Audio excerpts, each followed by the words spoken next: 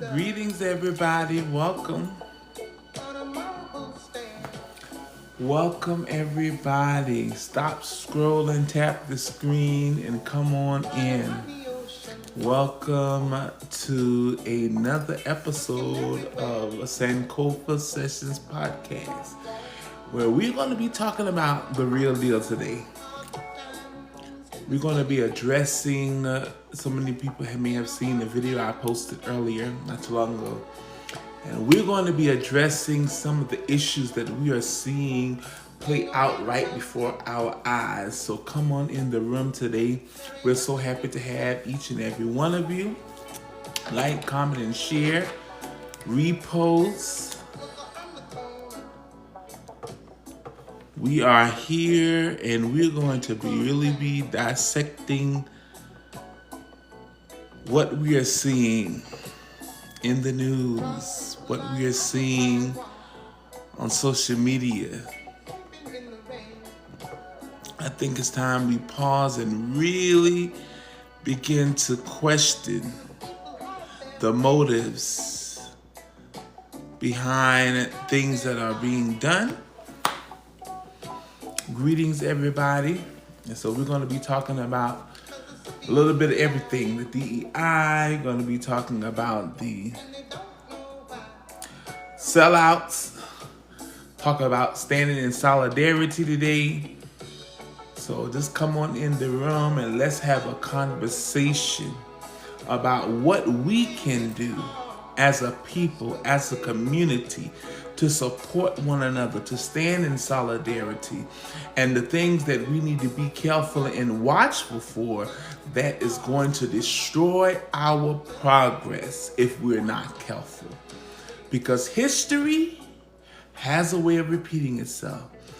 And that's the whole point of this podcast, Sankofa Sessions Podcast.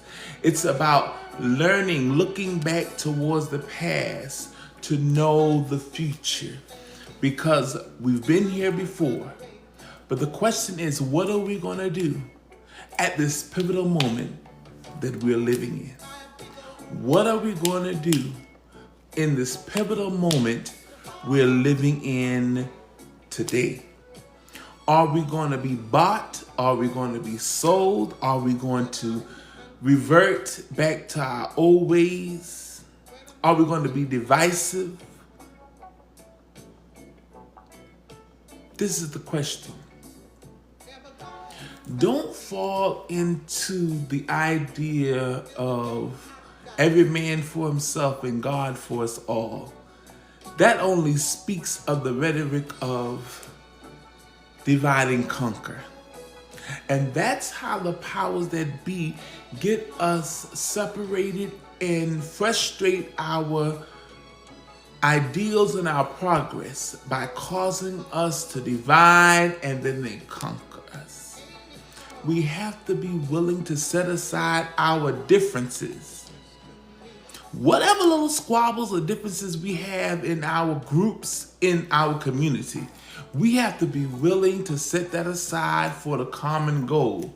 So the question is, are we really willing to work towards a common goal? Every other group, they may be enemies, but when it comes to a common enemy, they will work together towards a common goal.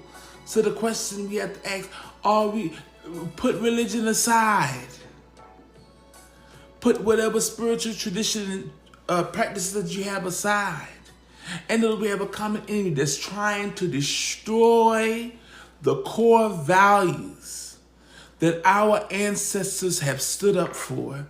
That's the thing.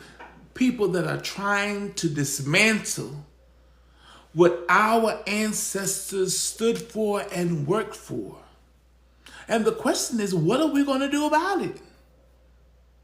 How are we going to combat the assaults that are being done against our people? You know, people all around the world are rooting for us. People all around the world are protesting for us.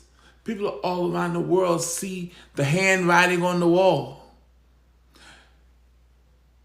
But do we see the handwriting on the wall? That's the question. Do we see the handwriting on the wall? Or are we blindsided by our differences? You know, there used to be a saying, the old people used to say, thank you for everybody that's tuning in. Please like, share, tap the screen, share. We want as many people to come in the live as possible to hear this wisdom and be in this dialogue. I think I see my buddy Alvin, my brother. Greetings. So glad to see you. Hope you're doing well. Love you all. My love to all of my family in Atlanta, Georgia. But this is, the old people used to have a saying that water don't skip no hole.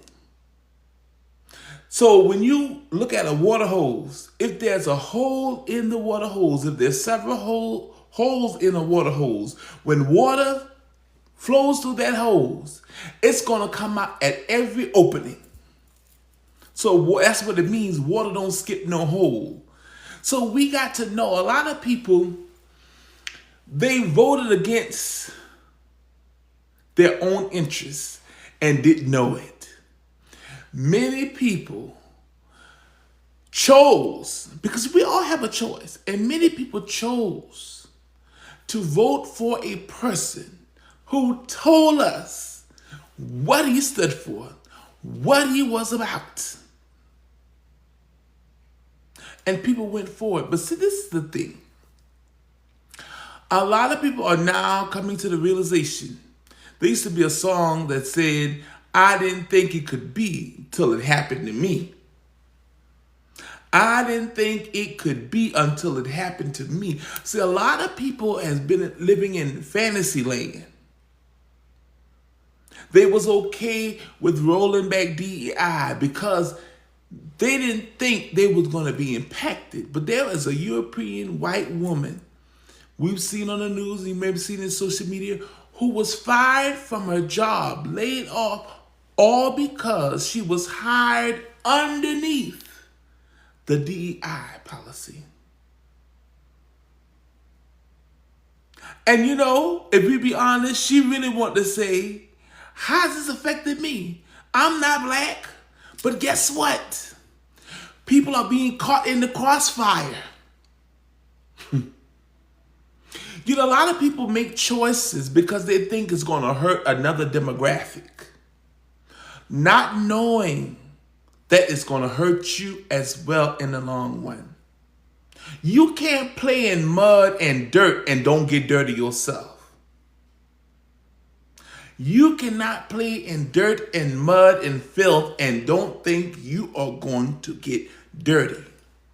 You cannot practice hate and discrimination and think you will not be affected.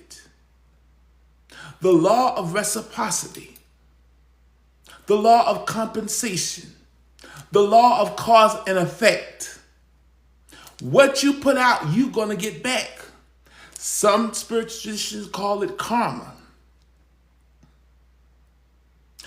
Christian tradition call it reaping what you sow.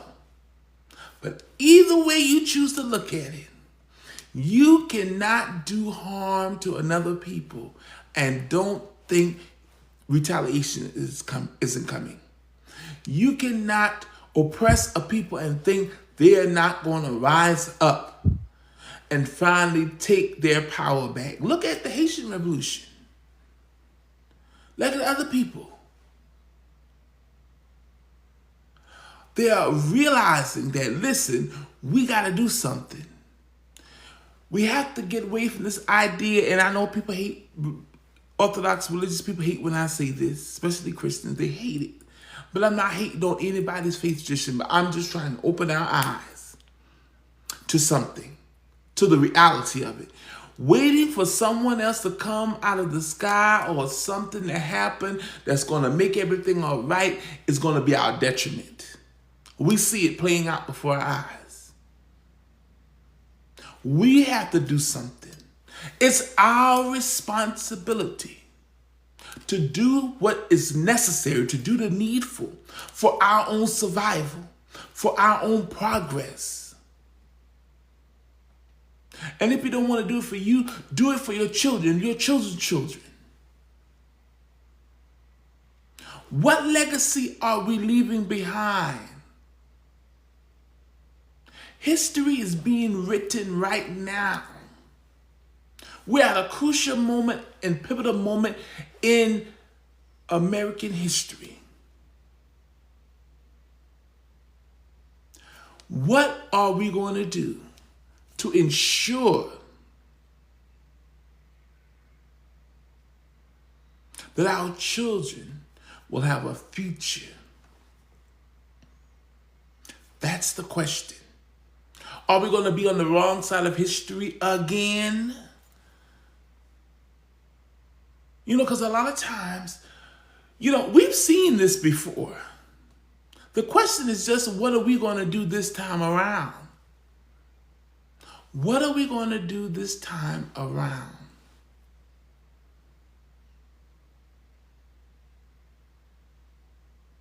My question to people is, people talking about illegal immigrants, and they going on and on about illegal immigrants. But this is I was talking to my spouse last night. I said, how can we talk about illegal immigrants without addressing that the whole institution of America, the United States of America, is on a stolen land? Are we going to talk about that? That it was stolen through rape and pillage. The native people, the indigenous people of the Americas. Stolen from our ancestors. Greetings, Ethan. So good to see you. Yes, stolen from us melanated people. Are we going to talk about that? Every other country, people that are indigenous running. Here in America, we have people who are not indigenous to this land running the country.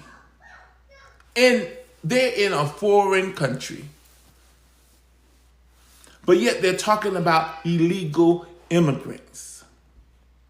Some people who this is their land, trying to come back because it was taken from them. But here we are. The question is, where is the compassion?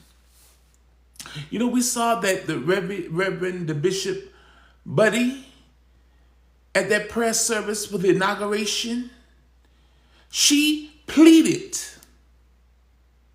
trying to plead to the humanity and those that are in power to think about the orphan, to think about the less fortunate, to consider those who are not in the 1 percentile. But it fell on deaf ears. Why? Because many people in the 1 percentile do not care about those who cannot defend for themselves. Many people who are well off, they are not concerned about those who are just one check away from being on the streets. But yet they are toting Bible verses and always quoting scriptures in their religion, but they're not practicing any of it. They're not practicing love. They're not practicing compassion. They're not practicing empathy. They're not looking out for those who cannot help themselves.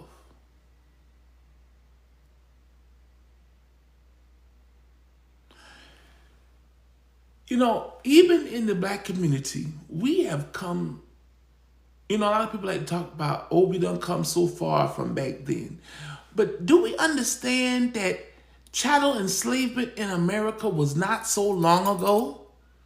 I don't think we realize that. Greetings, everybody. Thank you for tuning in. Tap the screen for us. Tap the screen. Share this live, please. We want as many people as possible to be able to come in and hear this wonderful conversation that we're having. We're talking about what is unfolding before our eyes. We're talking about what we need to do as a people, as a Black community, and as for allies, and for minorities altogether. what we need to do to combat and fight against what is happening. The rights that are trying to be taken away and fight against what is happening. The rights that are trying to be taken away. A lot of people say, oh, we don't come so far from slavery. And, I used to hear some Caucasian, European, white folks, whatever term you're using, used to say, when they talk about, hear black people talking about slavery, they say, oh, that's been over with a long time ago, just give it a rest. But they never tell the Holocaust survivors, quote unquote Jews, they never tell them to forget about the past. They never forget, never even mention telling those who escaped Hitler's tyranny.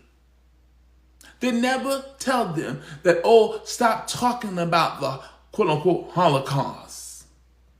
But yet, when people of color, those descendants of those of a chattel enslavement here in the Americas, the U.S., and just in the West in general, when we talk about what our ancestors went through and the sins of America and other colonial people, we're always met with this disdain, saying that we need to stop talking about that.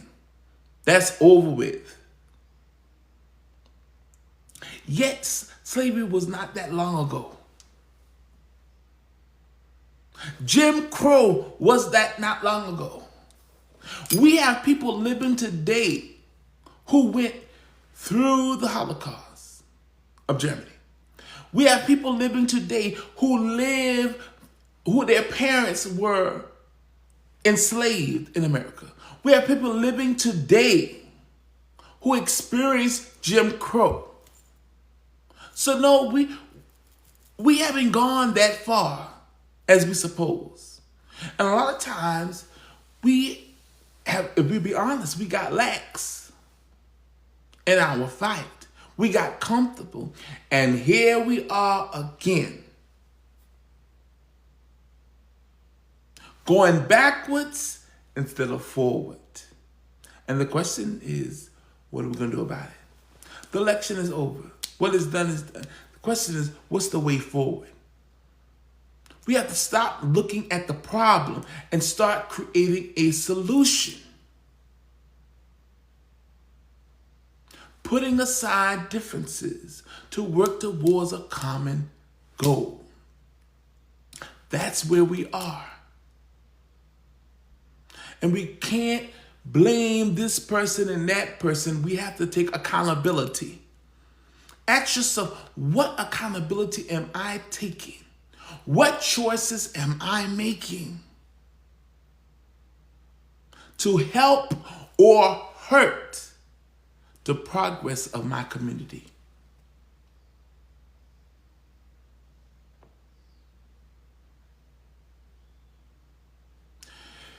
A lot of people thought they were hurting the LGBTQ community. They thought they were hurting other groups, not knowing that what happened to them also happens to you. When they come after one individual or group rights, guess what? They're not going to stop there. They're going to come after your rights. That's why we have to learn to stick together and not give in to the divide and conquer ideology. Religion can be good in its place, but we have to learn to set that aside. But we're not talking about religion. We're talking about human rights. This human rights is what we're talking about. The right that everybody deserves. Inalienable rights, as it said in the Constitution. This is what we're addressing. People infringing on the rights of another people. Policing women's bodies. Women are not property. Hello, can you put that in, somebody put that in the comment section. Women's bodies are not properties to be policed by the patriarchal system, by women. Women's bodies are not to be policed. They're not property. But here yet we again revisiting these things, turning them back, Roe versus Wade, looking at stopping women from making their choice.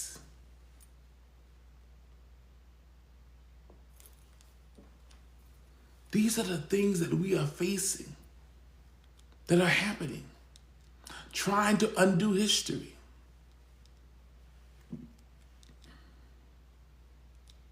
Think about this. You know, what I wanted to say when I mentioned about the Holocaust earlier, about we still have people living today that are Holocaust survivors. And every year they have memorials and they talk about the Holocaust. And they hear sayings and speeches from those who survived. But yet they want to cancel Black History Month, which is in a few days for February. They want to cancel that. So we don't talk about our ancestors and celebrate what they did and the hardship they came through. They don't want us talking about it. But the greatest Holocaust, let me tell you, the Holocaust in Germany with the so-called Jews it was not the only Holocaust. The greatest Holocaust to ever have been committed against a people was what they call the transatlantic slave trade. That is the greatest Holocaust. Many of our ancestors died at sea. Many people drowned themselves. They killed themselves and their children, their babies, because they did not want them going into chattel enslavement, what was going to happen when they got to America.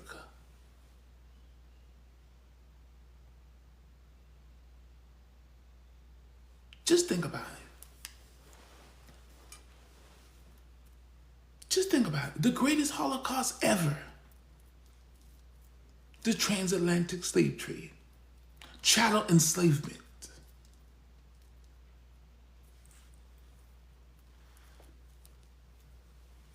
And people say, oh, you should stop talking. No, I'm not going to stop talking about it. No, I'm going to keep talking about it. Because when we forget about the past, we are doomed to repeat it.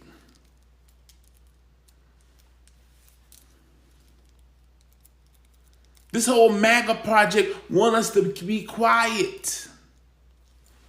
They want to talk about the quote unquote glory of America, but they do not want to talk about the sins of America, the atrocity that America has done to people, indigenous people,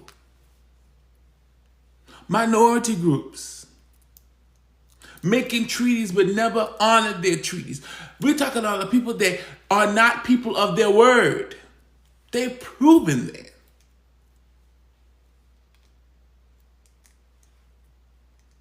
Let me tell you, greed is a terrible thing. Greed will cause you to turn against your own people. Sellouts. I did a video not too long ago, today. If you haven't seen it, go watch it, like it, share it, boost it, repost it, because we need people to hear this. People, every skin folk ain't always kinfolk. Just because you're a copper-colored, melanated person does not mean that you're kinfolk. Does not mean you stand for the collective. So many people are sellouts. They can be bought and sold. Look at what happened with Snoop Dogg. He was talking all that rah-rah. I believe it was it 2017? He was talking all that rah-rah about those who would go and entertain the 45th president, now the 47th. But here come 2025. Guess what happened? They knew he could be bought. See, the powers that be know who's going to stand or who's going to fold. And they will play on that. That's exactly what happened.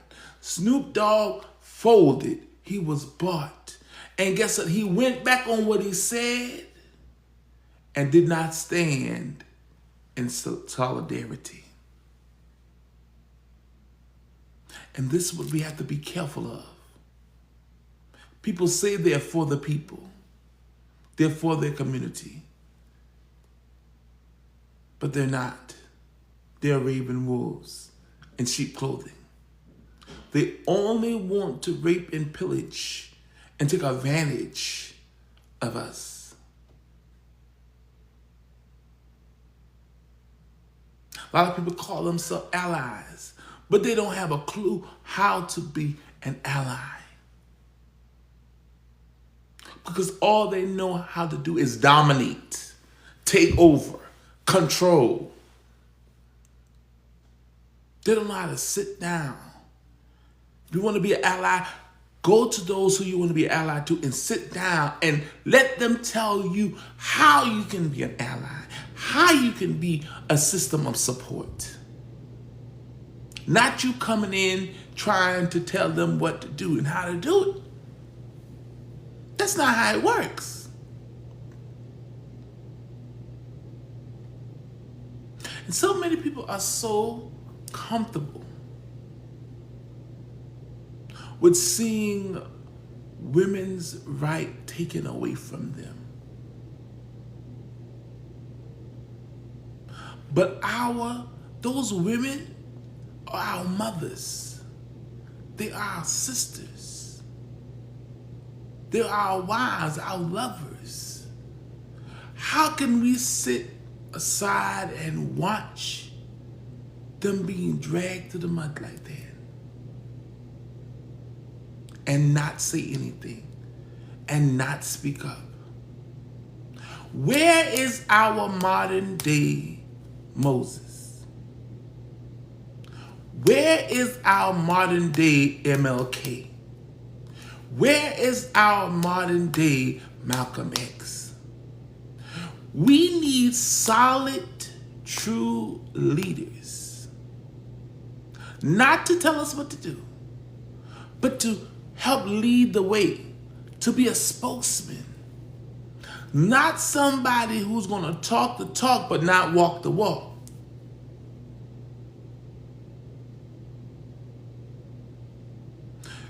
I know many people have seen the videos that are going around about how Walmart, Target, and these places are rolling back their DEI initiatives. But let's talk about this. America is showing us and the world how they truly feel about not only black people, African Americans, melanated people, whatever term you want to use. They're showing us how they feel about black people. They're showing us how they feel about people of color. They're showing us how they feel about minorities. America is showing her true colors. Make America great again is about making America white again, centered around white males having all the power. That is what MAGA is all about. That's what this presidency is all about. That's what this current government and the powers that be or trying to get in power are all about. Rolling back all the hard work that has been done. Walmart, it is the craziest thing. So many people of color and minorities shopped in Walmart. They were the bedrock for Walmart.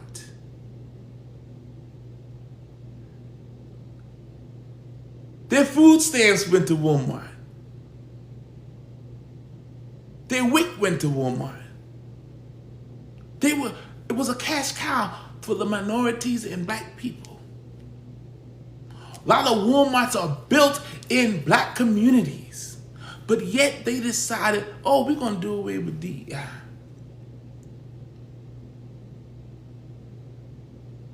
When are we going to open our eyes and see that people are showing us how they truly feel?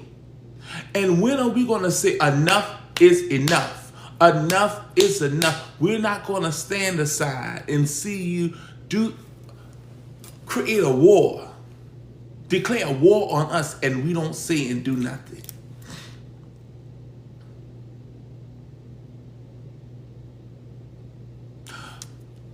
How long are we going to sit aside and look and be a spectator and not a participator? How many more people are going to have to be assaulted, unalived, for us to realize that we got to do something about it? Ain't nobody going to do it but us. You can't look for the oppressor to do you right. You have to make a decision that I am going to stand up and be counted. People talking about, oh, it's praying time. Honey, prayer is not going to do it. Prayer alone is not the answer.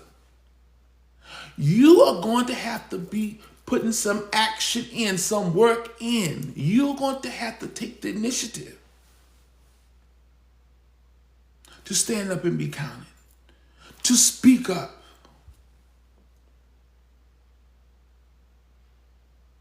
Don't wait for somebody else to speak out and speak up. You need to speak up and speak out. You need to do what you need to do to secure the future of yourself. You secure your future and the future of your own unborn children.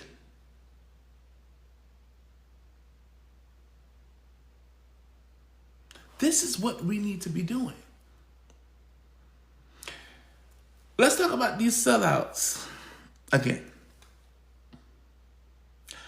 There are many black people, yes, that have contracts with these companies that have declared war on black communities and have declared war on minority communities. And those black owners, black company owners, black businesses owners that have contracts with these oppressors have to make a decision. What am I going to do?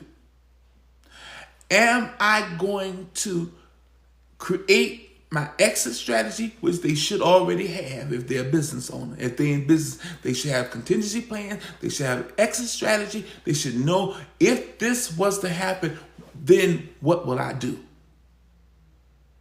And if they don't, they need to be hurrying to find out what they're going to do. Because these companies have showed us that they don't care about us. So we got to hit them where they hurt. Hit them where it counts. Hit their pocketbook. Hit their wallets. Hit their bank accounts. Show them that you cannot treat us any kind of way and still get our money. As the signs used to say back in civil rights time, don't shop where you can't be hired.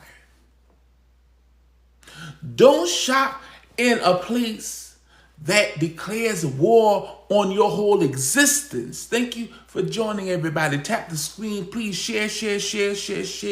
Tap the screen and share. And if you haven't seen my recent video, please go to my page. Click on the first video, it's pinned, and like it, share it, comment it, repost it, because we are here for the community.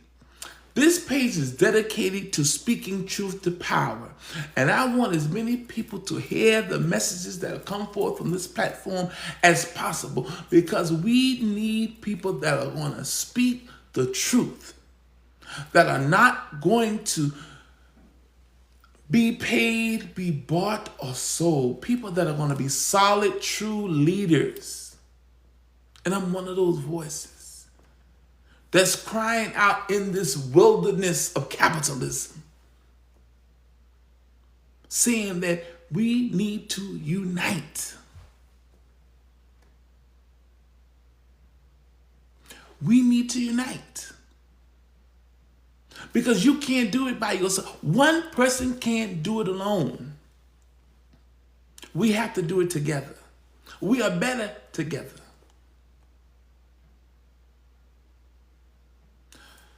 So back to hitting it where it hurts. So these black-owned businesses need to figure out how they're going to get their products out off the shelves of these retail companies and these business owners. How are you going to get your product? Because asking black people and minority groups to still shop in stores who declared war on them is not the answer.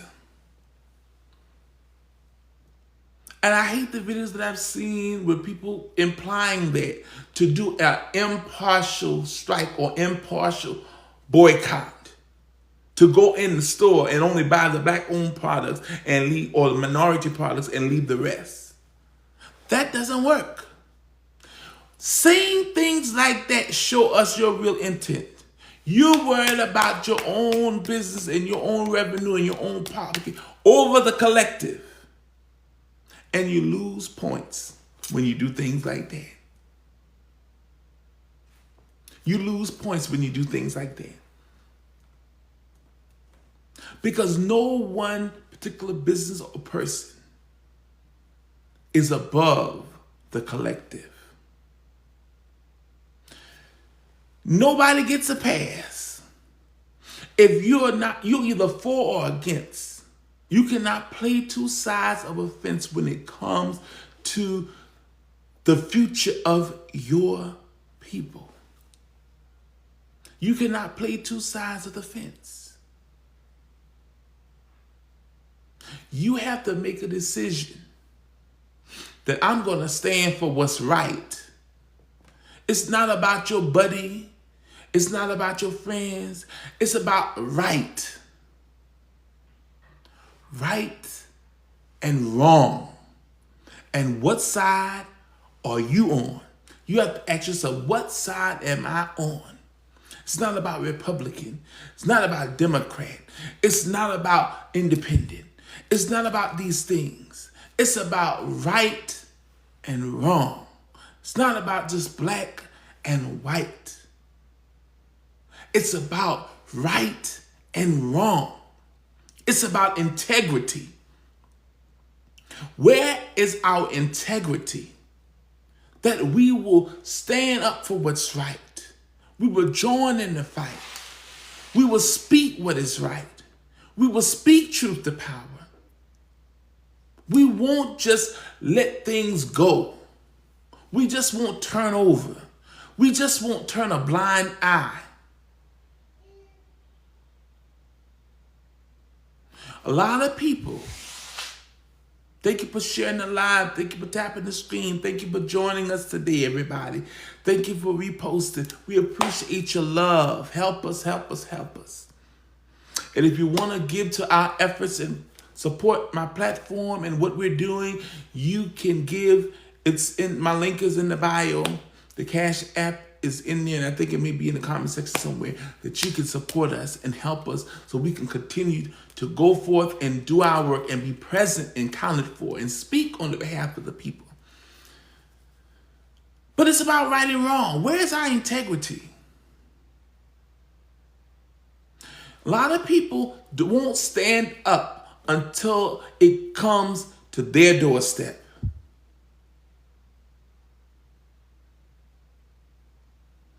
People won't join the fight until, that we say his name, George Floyd.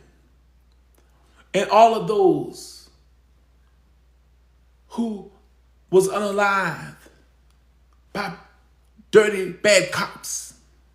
We say their name. We speak their name. And many of those people, a lot of people just turn the other way like it was nothing until it's your child. Until it's your loved one, your daughter, your son, your cousin, your mother, your father. Think about the people that are affected by the decisions that are being made right now. People that have cancer, people that are on Medicaid, people that need assistance, single mothers.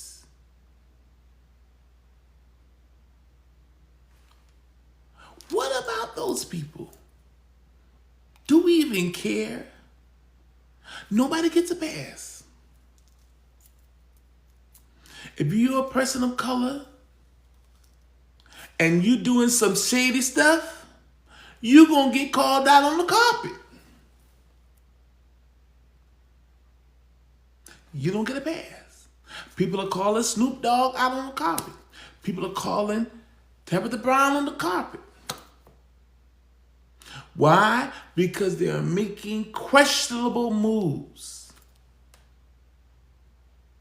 The collective have called for us to stand together as a community. The collective have called for us to boycott. The collective have called for us to do these things. Why are we then choosing to stand aside from the community and worry about money? Because what's going to happen when they pull your product and say we don't want to do business and in your contract abruptly? What happens then? Are you going to come back crawl into the black community? Many people have did things against their own community, but then when they fall on hard time, they come back to the same community they abandoned.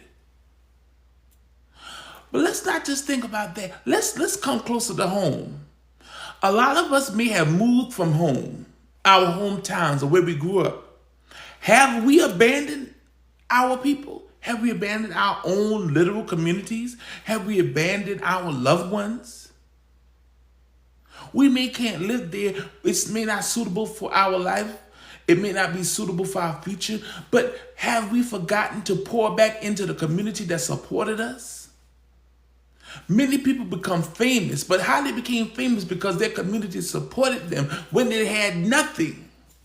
And then once they arrive, they turn their back on the main people that helped them get to where they are. That is no longer acceptable. We're not taking that anymore. You're going to do right by us or else. That's where we are in this timeline. The age of Aquarius is about piercing the fog. I prophesied that and said that in the beginning for this year. In 2024, at the end of 2024, coming into 2025. It's the age of Aquarius. We're going to be piercing through the fog. We're going to really see who's who. The truth will be revealed. All that is hidden will be revealed. You cannot hide no more in the shadows. You cannot be indecisive anymore.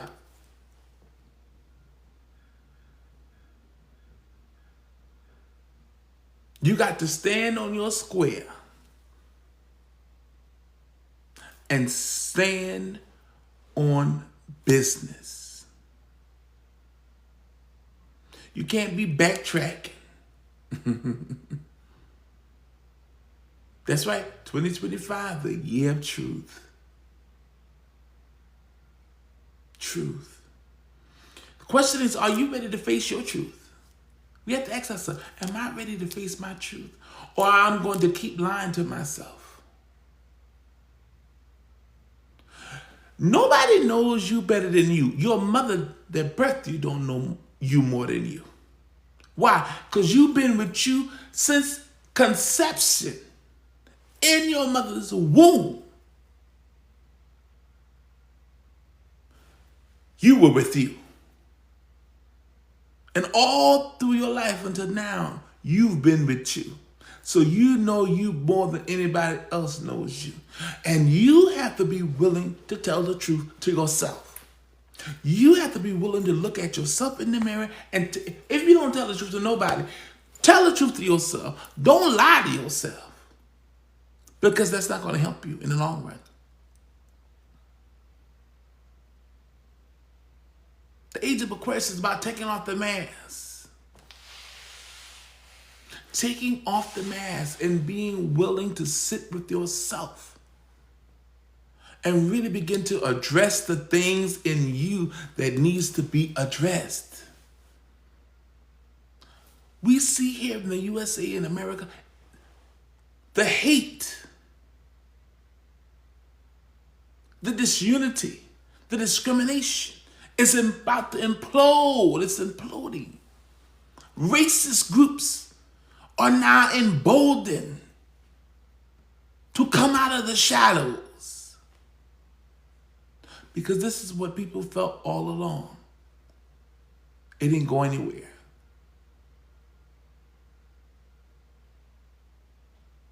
It didn't go anywhere. Think about this. Some of our mothers, our ancestors, our grandmothers, our great-great-grandmothers helped nurse people's babies that weren't their own. Yet, the parents of those babies were riding around on hoods, burning crosses in people's yards. Cowards. What do you call somebody that hides their face and does criminal acts, but a coward? Riding with hoods on their head, doing criminal acts. Cowards. And yet these cowards are now parading around, spewing their hate because they want to make America white again. They want to take America back to the times where they could assault people that they didn't like without any reprimand, without any judgment, without any repercussions. That's what they're gunning for.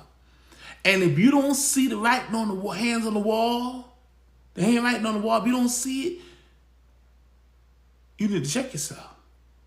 You need to look yourself in the mirror. You need to have a reality check. You need to go search history. You need to take a history lesson. Hillman taught, and shout out to the great doctor, the great professor who started this Hillman Talk University. You need to follow this and get some education about African American studies and history. Because if you can't see the handwriting on the wall, then you don't know your history. You don't know the records of your past.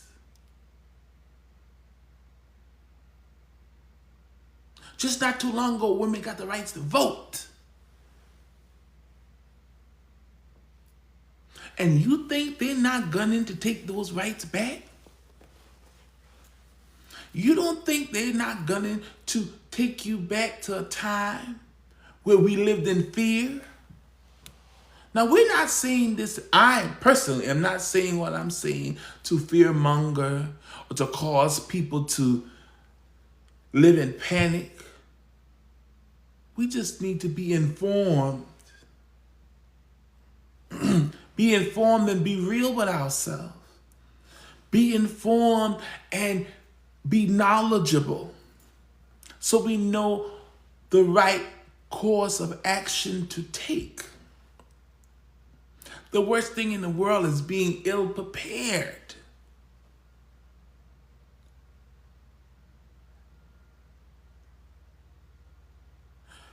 When you want to succeed, you have to plan. And failing to plan is a plan for failure. We got to get out of this attitude of know-it-all. That we know everything.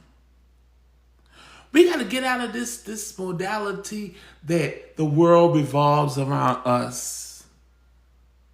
Having an individualistic mindset. You know, as a people, especially black people, African Americans, so-called melanated people, I was talking to my spouse about this last time. Once upon a time, we were a community-based people. Each community was a family. Anybody remember that? Anybody on the slide remember that time? Where if you didn't have sugar, your neighbor had it, you had it. If you didn't have meat, somebody else, they was a farmer Or they had cattle, they would slaughter cattle and share the meat amongst the community. If you had a farm, you had greens, you had corn, somebody else needed vegetables, they'd share it amongst the community. They still made a profit, but they also gave back to the community. Who is giving back anymore? That's the question. Who is giving back? A lot of these people that are millionaires, billionaires, that have made money off of us, what are they giving back to the communities? Because they can finance things on their own instead of waiting for the government. But what are we doing? That's why our gully roots of helping one another. Yes. You gotta remember my mother and father. They were not perfect people in the quote-unquote eyes of the Western world. But they were the most loving and compassionate people. My mother would bring people home off the streets. We never knew when we came home who we was going to meet in our house. People that was misplaced in a city and didn't have no family, they end up coming to the house. My mother and father would let them stay, feed them, clothe them. I remember a time they helped relocate a whole family from Florida to South Carolina to live with us, a husband, wife, and children, when they had 4 children of their own, all in the same roof, all to help people to not be at the mercy of the world. They were not rich people, but they were rich in character, rich in heart, rich in love, rich in serving the community.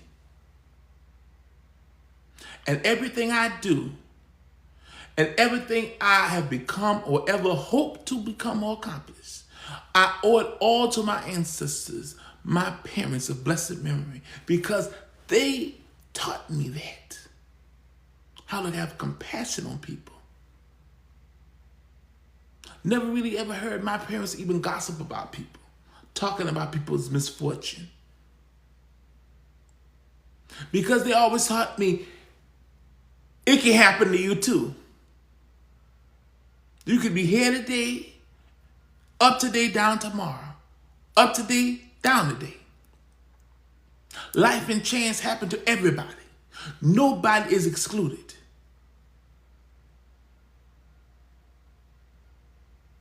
Even those that are billionaires and millionaires that are well off, that, don't ever have to lift the finger. They can live for the rest of their life, and their whole generations can live and never have to work.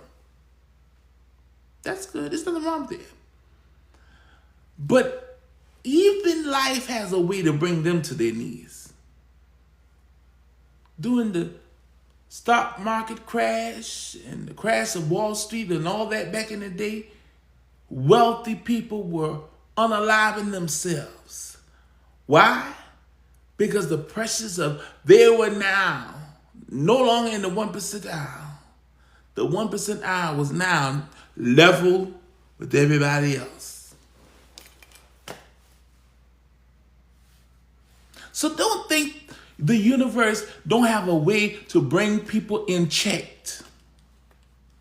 We got to learn to keep hope. Don't give in to fear mongering. Don't give in to living in panic and fear. Be aware. Be conscious. But be honest with yourself. Be informed. You have to learn to keep hope alive in yourself, because every action has a reaction. When you're implicit in things that are wrong and you sit on the sideline and you're quiet about it, you don't speak out about it, guess what? Your silence is speaking. And your silence is talking loud. Even like I said in one video this week, I think, or last weekend, about the Jewish community. Anybody know anything about me? I was raised in the Hebrew faith.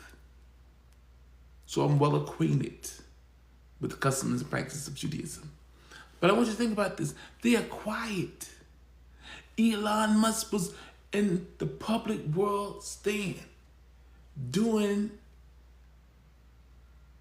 a Hitler salute, what they're calling a Roman salute. And now so people on social media and news outlets are saying that's not what we saw when we saw it with our own eyes. Be careful of where we headed. Where the news media are being bought, are being hushed and silent on reporting the truth. Where is the integrity? Where is the honor? Once upon a time, your word was your bond. My father used to always tell me that. Peace be upon him. Your word is your bond. Let your yea be yea and your nay be yea. I remember my father used to always say that. Say what you mean and mean what you say.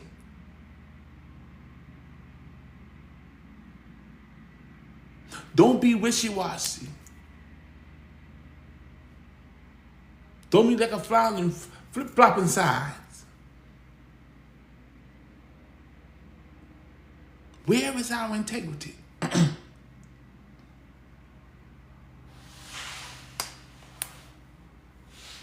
So we have to question these things. Nobody is above being questioned.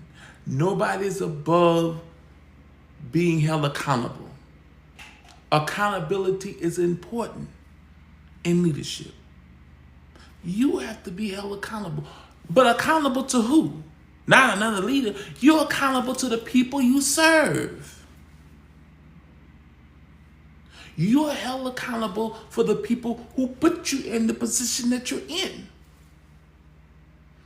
The people place you in these positions to do a job. And if you cannot do the job, you need to step aside and let somebody who's more qualified and can do it, do it.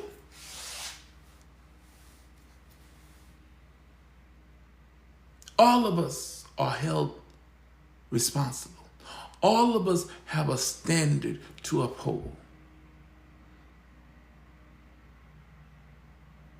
Our ancestors left a high standard and bar for us to follow in their footsteps. The question is, have we abandoned our forefathers, our foremothers, our ancestors? Have we abandoned their teaching? You know, growing up, my mother used to say to me and my siblings, stand together, stick together. If any one of y'all get in a fight and you see your sister or brother, you better get in it too. Because if not, when you come home, you're going to wish you had gotten in that fight. You're going to wish you had gotten in the ring to help defend and support your sibling.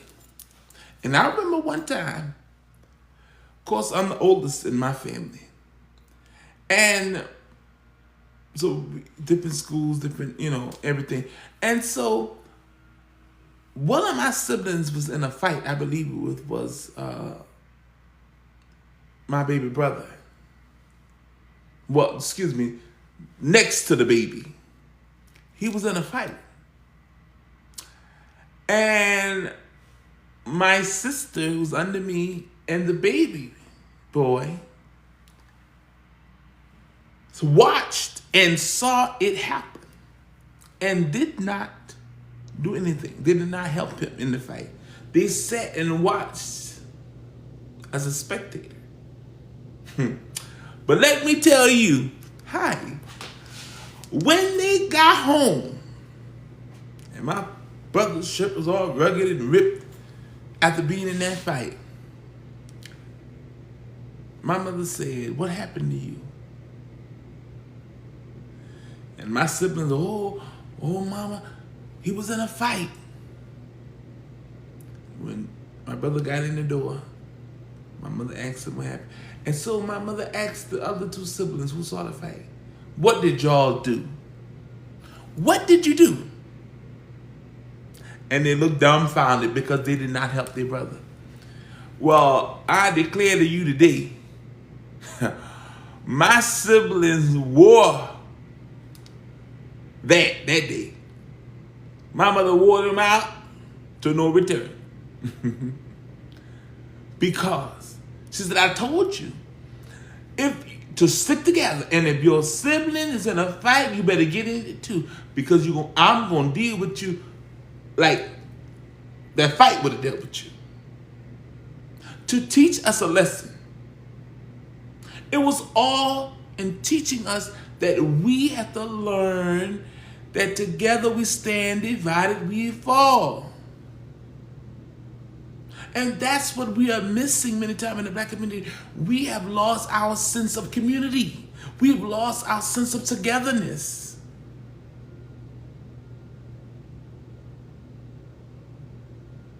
One time, it didn't care what religion you was or what denomination you belonged to. People put that, they wasn't even worried about that. They were supporting one another. Because it was about family, it was about community. Now we look at people disdain because they believe different than us. But our core values should still be the same. We should still be focused on helping each other out, helping each other make it. It's not about one person making it and then leaving the rest. It's about us all. If you make it and you arrive, you're supposed to reach down, reach back, and help the next one come forward. You're supposed to pay it forward. This is what it's all about. But we have to get over this individualistic mindset that it's all about me. Honey, it's all about me. It's about my four and no more. If it ain't got nothing to do with me, I don't want no part of it. That's the mindset that we have to overcome. That's the mindset that we have to get rid of. Because that's the mindset that is holding us back from progress.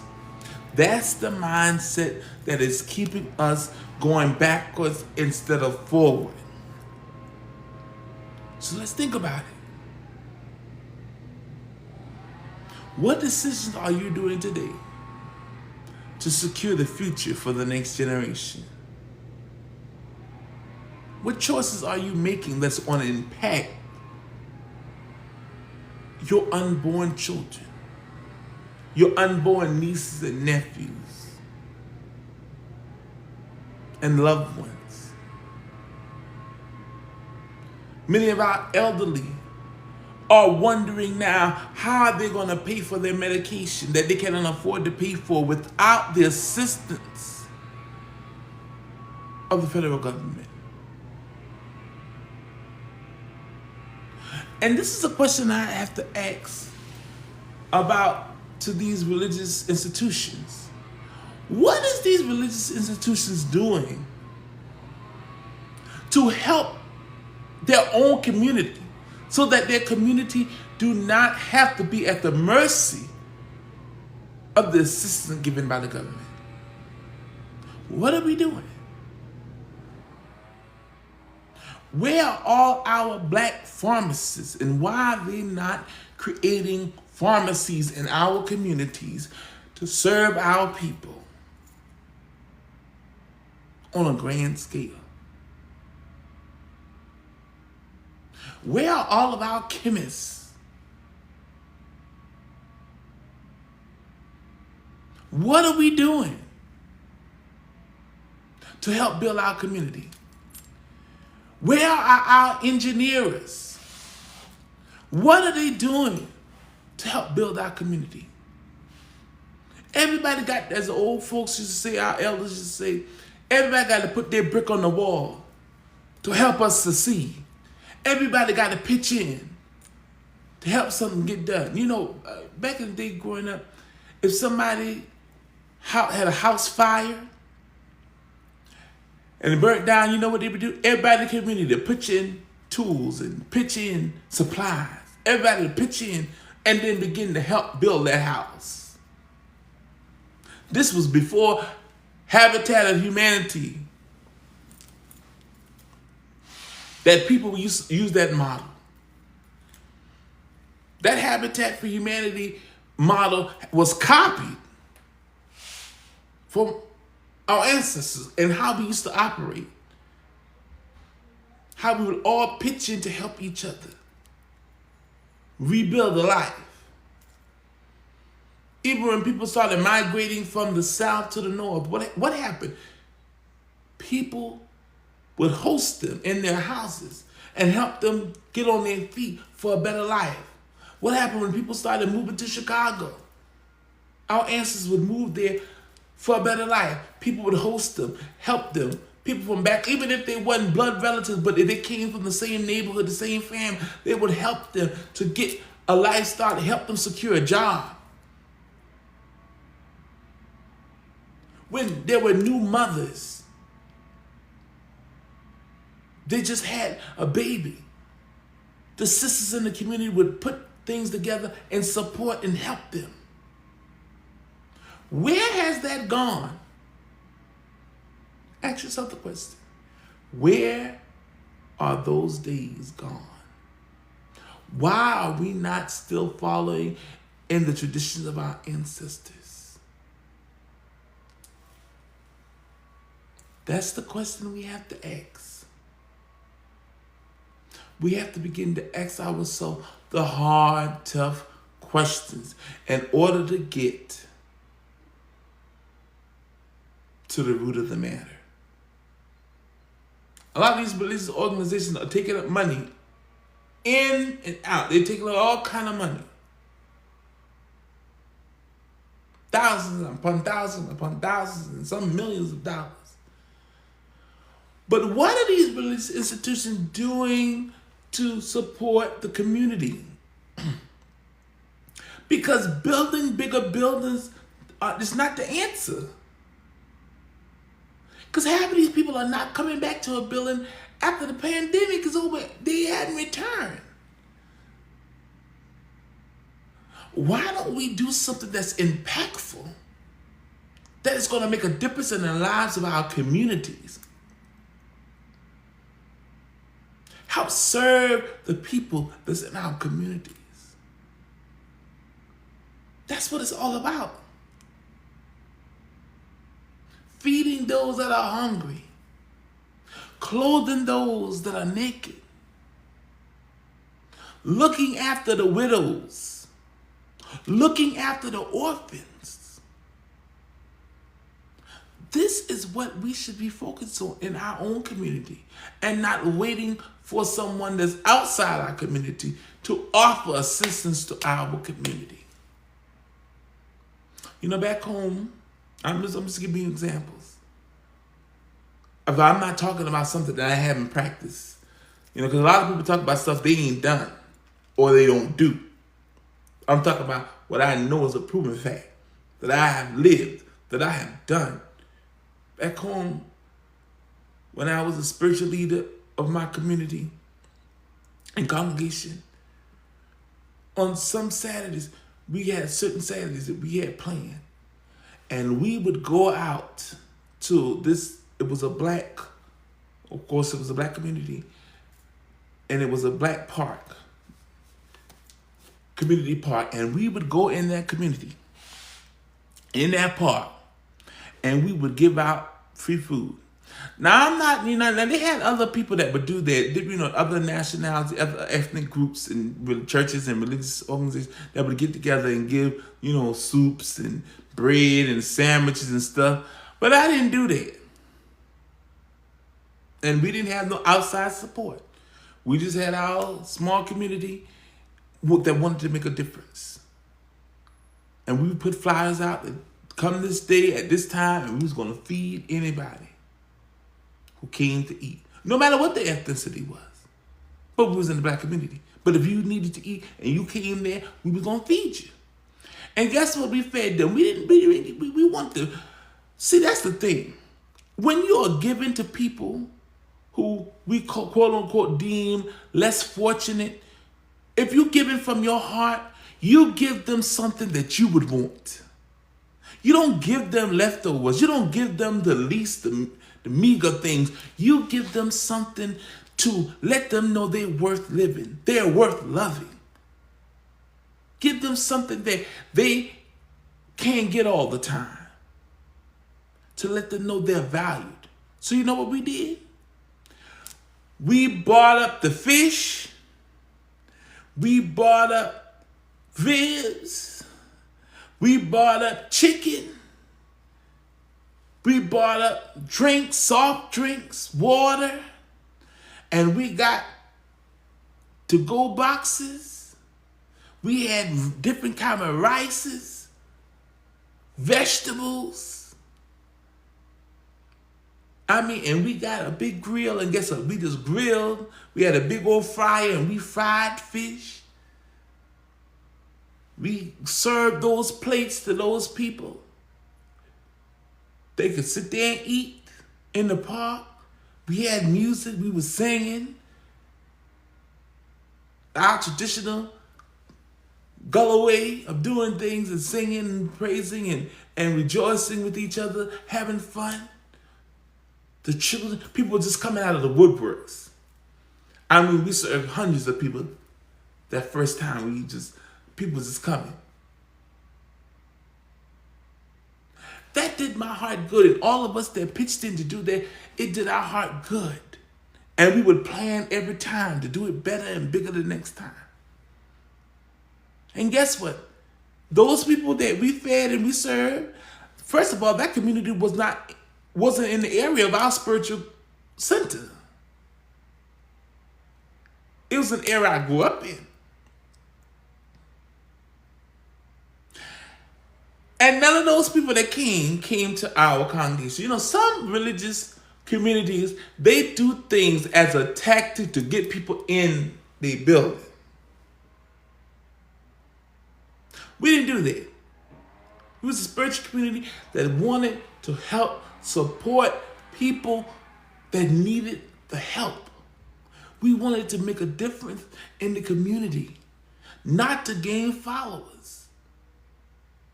A lot of people get on social media and do things to gain followers, to gain clout, to gain all kind of things.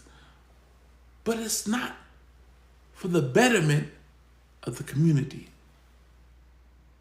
Whatever we do should be to the betterment of our community and to humanity. And if we want to do anything that's not for the betterment of our community and for humanity, we should not be doing it. We have to get rid of this selfish mentality.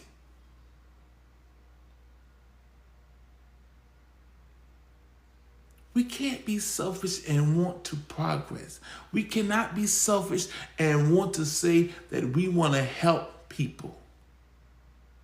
We have to be willing to get in the trenches and do the work. A lot of people in the healthcare system, but it's just a paycheck for them. A lot of people are doctors, nurses, mental health workers, patient care technicians, CNAs.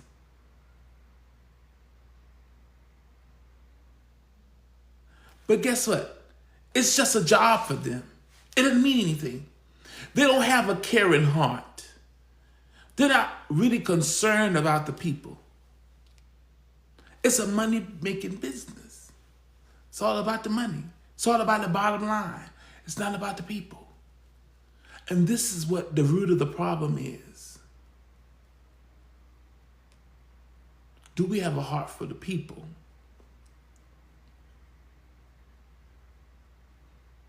That's a true leader. A true leader stands up for the people. All right, my beloved Ethan, be safe. So proud of you. But we need true, solid leaders that are standing up for their people.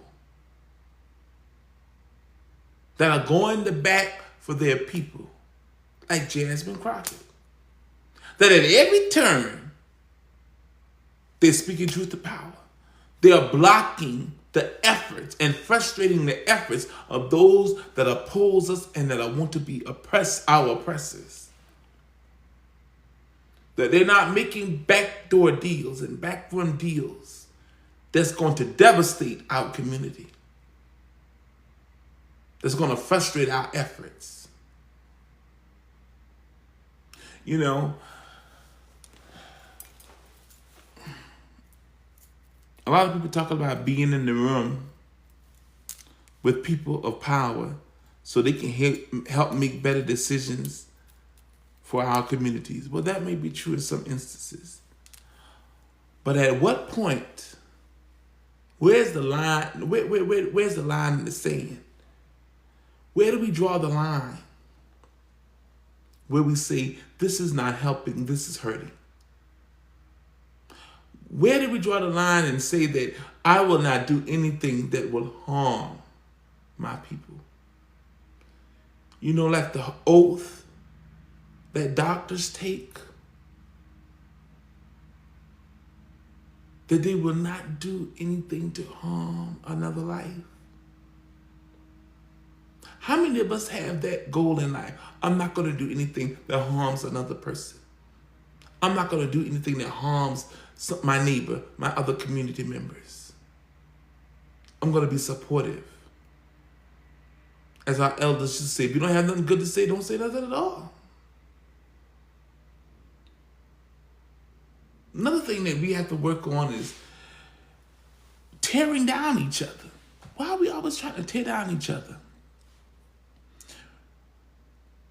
You know, oftentimes I think about it, if we be honest, with women that work in a job together, why is there always issues? Why can't all the women just get along? Why do we have to be catty? Why we gotta be shady? Why we gotta diss each other? That's an old term we don't even use no more. Why do we want to talk about each other? Why we want to discredit someone else? Why we can't give honor where honor is due, credit where credit is due, praise where praise is due, love where love is due? Why we can't do that? Why we just can't love one another and support each other? Why are we always at competition and at odds at one another? This is the questions that we have to answer and ask ourselves.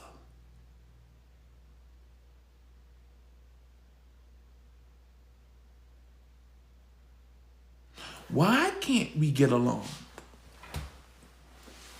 People say, "Oh, we can't. We don't never stick together." Well, ask the question, well, why? Who taught us not to stick together? Number one. Who set that in motion? Those who picked apart our family, sold off the mother from her child, the father from his wife and children. That's where it started, if we're going to be honest.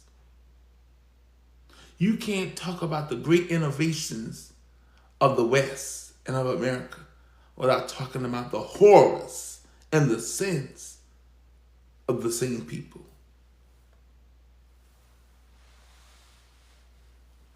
See, people are trying to rewrite history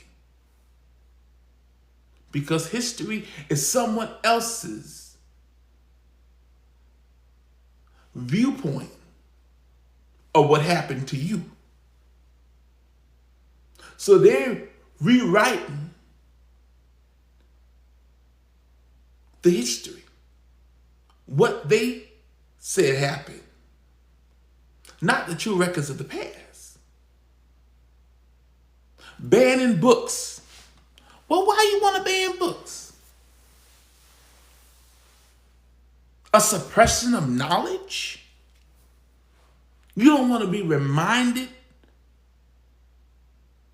of your horrible past?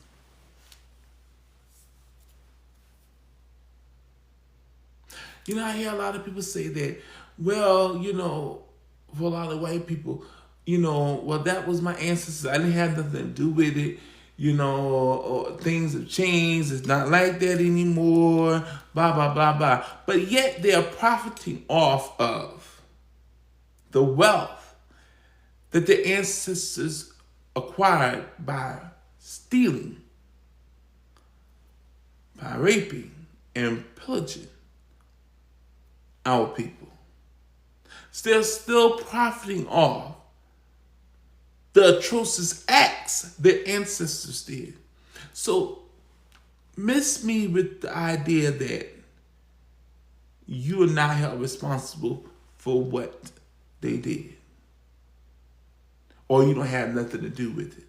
Because you are yet enjoying what they did. The fruits, the products of what they did. And we are yet fighting against the products, the outcome of what they did. And what our ancestors went through. We cannot forget. We cannot forget talking about it. So I am encouraging everybody in our Black community that through the month of February for Black History, that we will go as hard as we've ever done. Why? Because they're trying to erase Black history. They don't want to talk about the accomplishments and the input and the efforts and the innovations and the contributions that our ancestors have done and people now are still doing for the progress of the American people. That just don't benefit our community, but it benefit all. The traffic light, hair care products, peanut butter, all different things we don't want to talk about. That was a Black idea that a Black person created because of the laws, the unjust laws of the time, or they were in slavery, or they were owned, whatever the case is, that person, quote unquote, master was able to capitalize off it and call it their own. Because our ancestors was considered property. So anything they created, anything they came up with was the owners.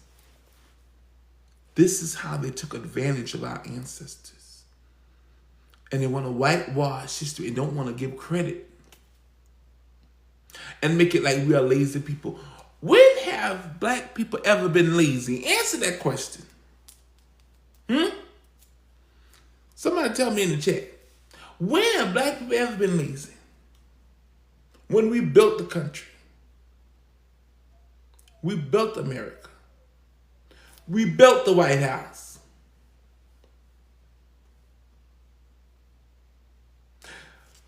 The cotton that they had, that we picked, that we grew, that we was doing before. That's another thing.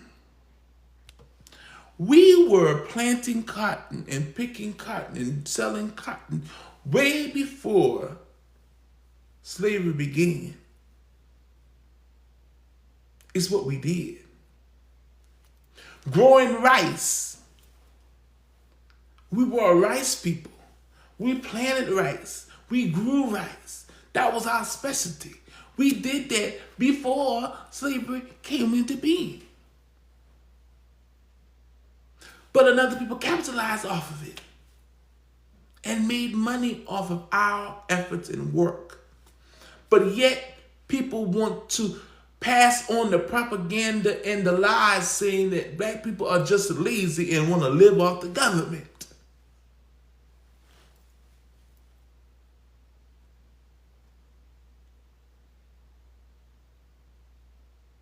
Let's talk about it.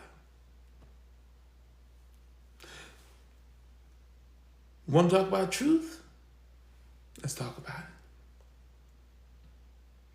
Let's deal with the reality of things. A lot of people don't really want the true, quote unquote, history to be taught in schools to our children because it's going to make them feel bad. Or as Elon Musk said, you shouldn't be guilted by what happened in the past, you still be proud. You should not be proud of the atrocities your ancestors committed. You should be ashamed. And when you're not, you're part of the problem.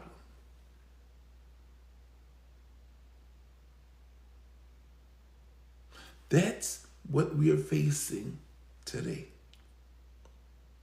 That's what we're facing. Are we a part of the problem, or are we a part of the solution? Stop waiting around for what somebody else is going to do. What are you going to do? What are you going to do about it?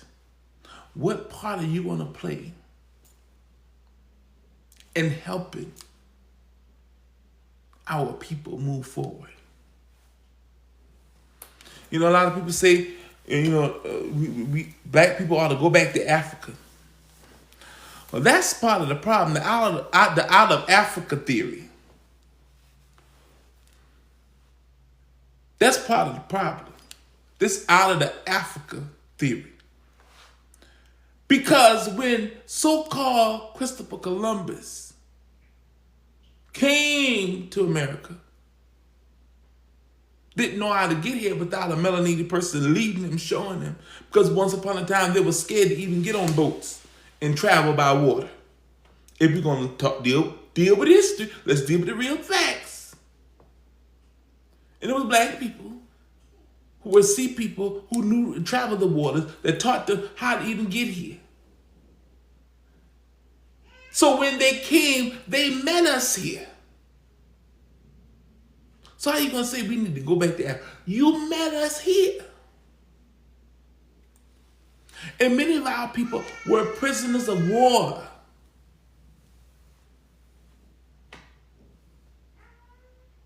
Everybody just didn't come on boats. That theory, everybody came on boats to America. That are melanated people. That's not true.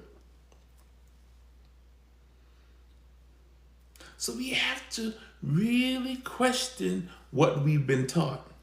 That's what deconstruction is all about. Everybody that know me, follow my platform, I'm always dealing with deconstruction. Because we've been taught lies over the years. And we have to be willing to dismantle the lies.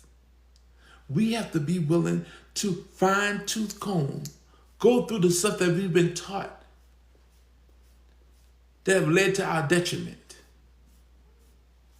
that we need to let go, that's not helping us, that's not serving us. When are we going to be willing to call people out for their foolishness? Remember, you don't get a pass just because you black, just because you look like. You don't get a pass. Everybody got to be held accountable for what they do. Because what you do impacts someone else. That's what we got to remember.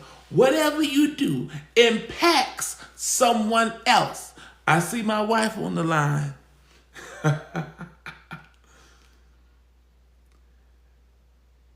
What we do impacts somebody else. The decisions you make impact somebody else.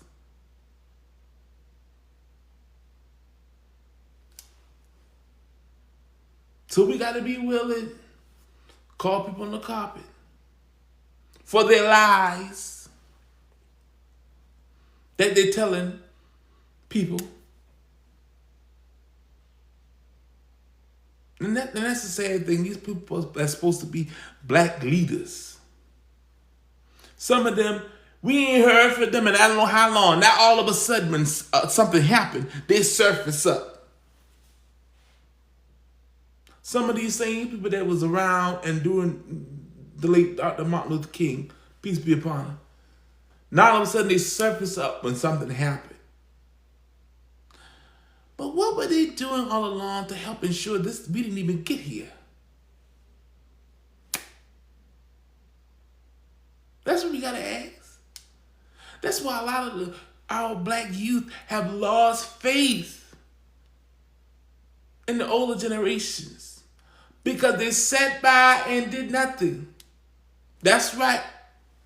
That's my wife in the comments says they did nothing. That's right. They didn't do anything. And then now that it is imploding, now they want to speak up. Now they want to rally together. Now they want to do something. But if we had put things in place, if we were diligent all along, we would not have gotten here.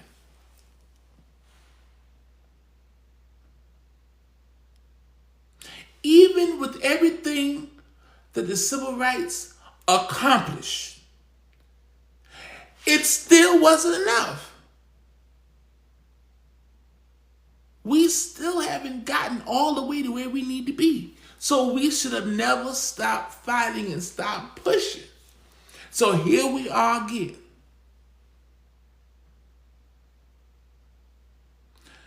Now having to try to refight for stuff our ancestors already fought for. So in other words, we let our ancestors' hard work almost practically go down the drain. And that now we got to backtrack, redo, refight, instead of just picking up where they left off fighting for more.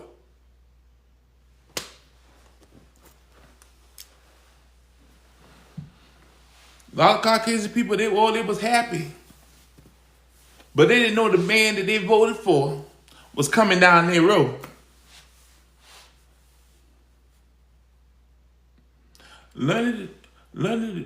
We got to learn. You trust these politicians. They're put in place. But there's only so much they can do. That's just like a man who promised a woman the world. He promised her the world. But he can't even afford McDonald's to take her out and eat at McDonald's. How you going to give somebody the stars, the moon, and the sky, and you can't even feed yourself?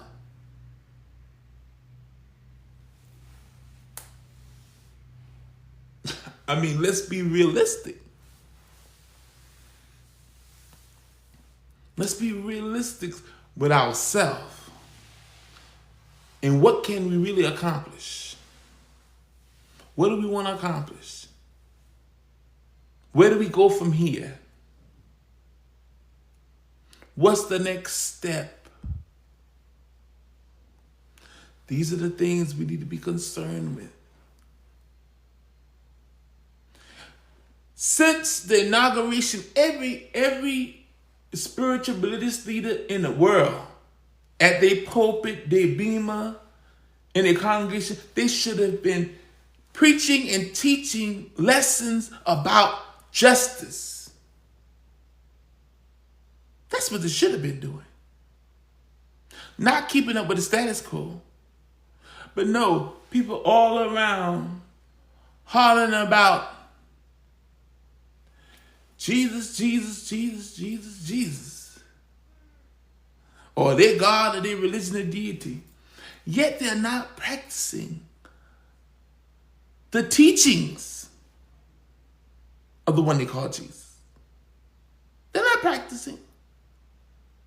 Learning how to forgive. Learning how to take care of the poor. Because in the Bible it said the poor will be with you always. Those women whose husbands have died and left them in a world to depend on themselves. What are we going to do about that? These people taking in money, but what are they doing for the community? People want to hold the title that they're black leaders, but what are they doing?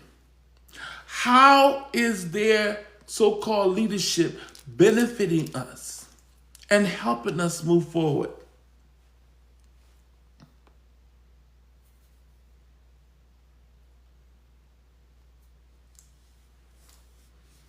These are the things. A lot of times we want to talk about the oppressor. But we have to sometime come in-house and have a meeting, a family meeting. And that's what this live is all about. It's a family meeting. Other people can air hustle, but this is a family meeting.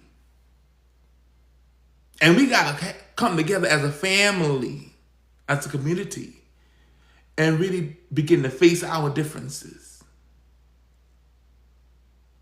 Oh, I don't like gay people. I don't like LGBT people. I don't like trans people. Oh, it's a sin. God hate.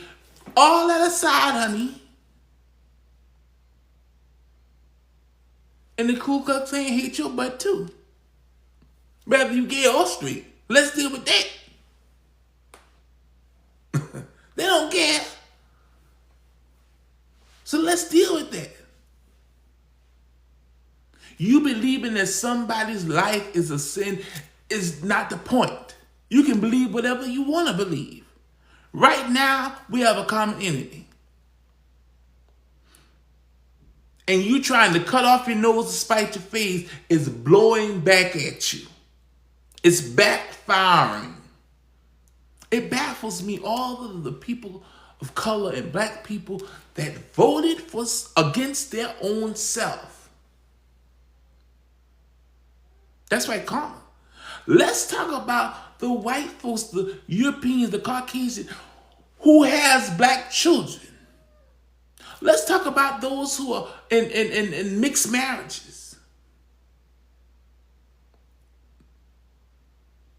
That voted against their children's interests just because they don't believe, or just because they are looking out for their interests and not the interests of their child. How can a white woman married to a black man and got a black baby that look like the father vote for somebody who stands against your child and the person you married? Make that make sense.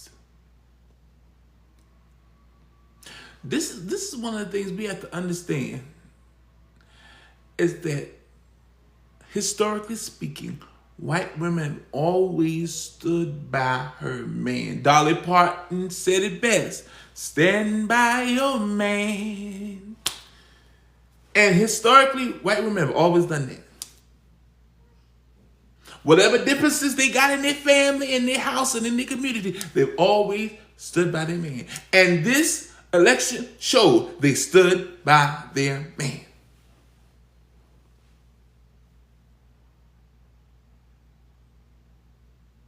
No matter what difference they got, they stood by their man. So the question becomes, to our community, why we can't stand by ours? Why we can't stand with those who are fighting for us and not against us? That's a question. That's a question on the table.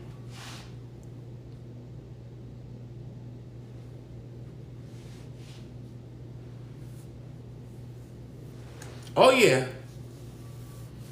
they definitely think they're being controlled. But see, this is the thing. They're being controlled now. And if the powers that be have their way, they definitely going to be controlled. Because what do you think happens under a dictatorship? Under a tyrant? You're at the mercy of the tyrant.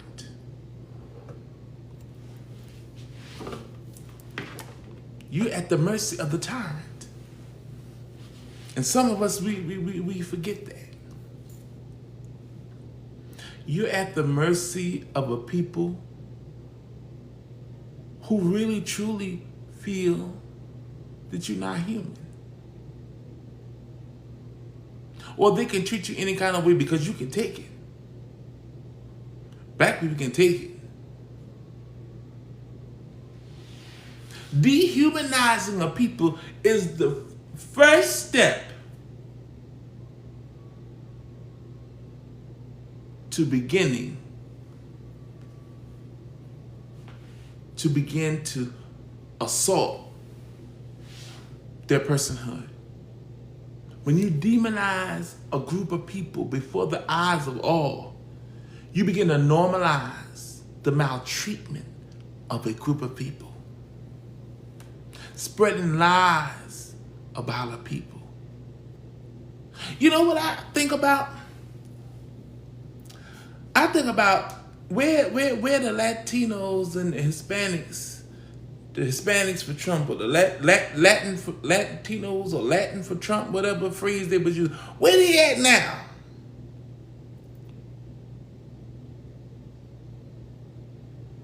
Many Hispanic and Latin people, they were all rooting for Trump. Not all, but that group that was doing that, they were voting for Trump. Where they at now?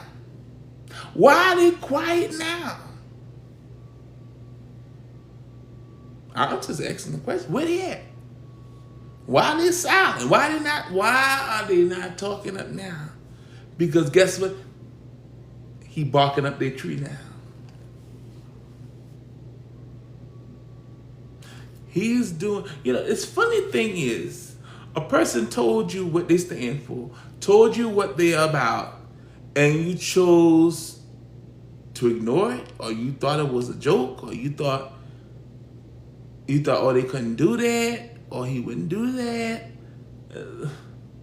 What is it? And then he told you and showing you that he meant what he said. And now you're in the stage of realization that, I made a mistake. I made a mistake. I made a blunder. Maybe I shouldn't have voted the way I voted.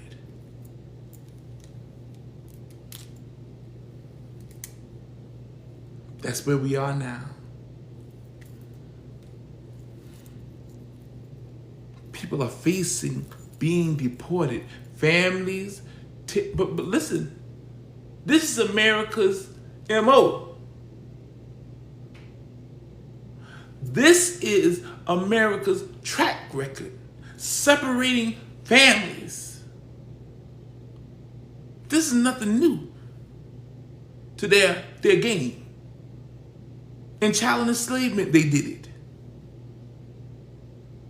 Put our families in disarray. Sold them. I was talking to my wife last night. I said, I believe all black people, I don't care where you at, people of color, we related. Because the countless of mothers that were separated from their daughters, fathers separated from their sons, our men who was used to breed and make more babies, especially when they tried to stop the Atlantic slave trade. So they say, well, we can't go and steal or get any more slaves. So now we got to breed the ones we got to make more. Greed, a hunger for power, turn you into a madman if you're not careful. You begin to lose your humanity. With greed for power, for money, and hatred all mixed together, makes for a disaster of a soul. And so we begin to breed our fathers, our ancestors, making babies so that they can enslave them and raise them as slaves and own them, and they can work for their own posterity. This is what we face. This is what happened.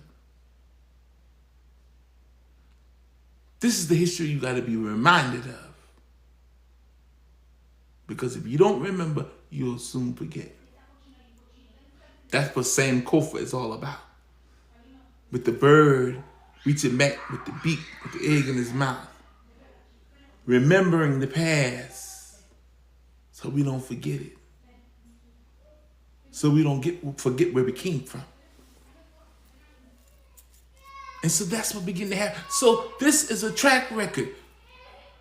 Even with the system of those who are in, the government to say, well, you know what? So to allow women, we'll take care of you. The government will take care of you. Single mother, we'll help you out. But that man can't be in that house. Instead of helping the family unit stay together, they said the man can't be in the house. Another form of doing the same thing. Then here we are now today.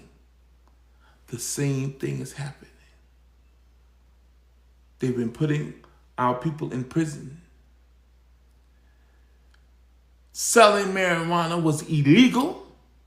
Now it's illegal because they can make a profit off it. So the question is, what's going to happen to all those people who were selling marijuana? Are you going to let them free? President pardoning people who was guilty and admitted that they did what they did, but pardoned them. When many of those officers, was it from January 6th? Many of those officers unalived themselves because of the trauma from that instance, from that event. But yet, these people who fought to keep Americans safe, their perpetrators, their people that assaulted them and broke the law were pardoned. White supremacists, people, hate groups, set free and pardoned. And we're not enraged about this?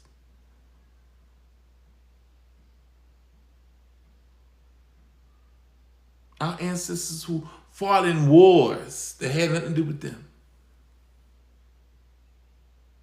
And that when they came back to America, they was treated less than when they fought right along with their white counterparts. The prison has been used as a weapon against our black men and women. Incarceration at an all-time high. But yet someone who breaks the law, still breaking the law, and dare you to say anything about it, is sitting in the White House. A criminal. Running the country.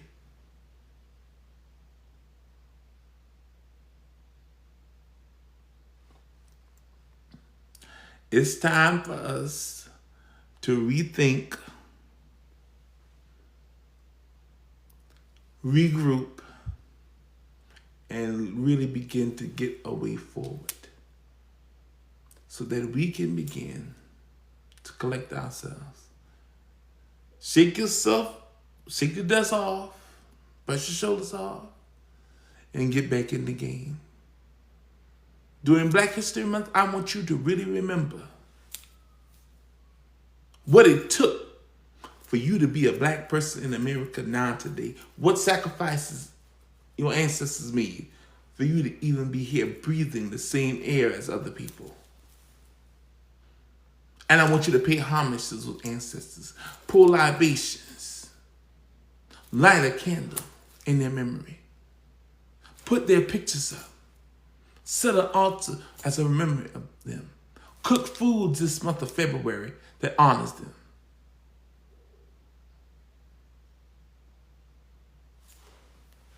That's what we need to do.